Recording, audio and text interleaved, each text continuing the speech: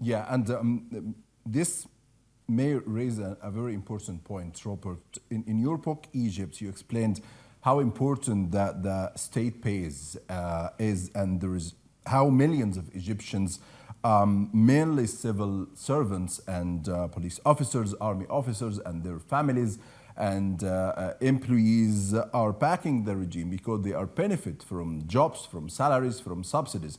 Now the regime cutting subsidies, the Cairo committed to withdraw military from all these sectors you just mentioned. So do you think this could start a relationship crackdown between the Sisi regime and its state base?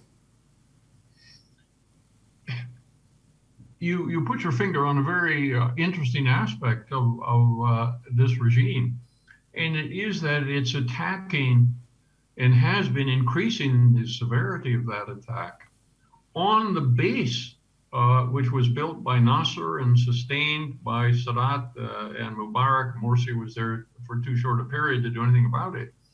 But that base was the civil service, the role of the civilian state everywhere, and including the economy.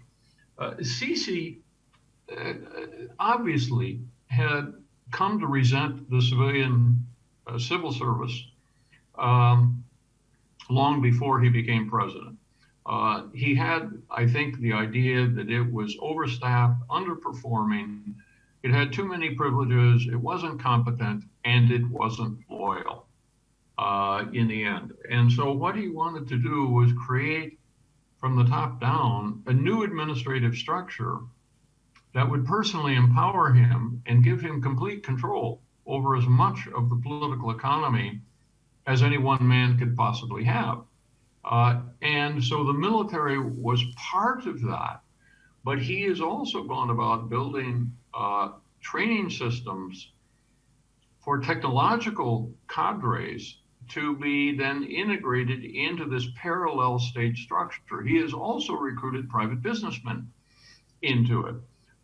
And so what he's done is created a second state, and one which he controls directly himself.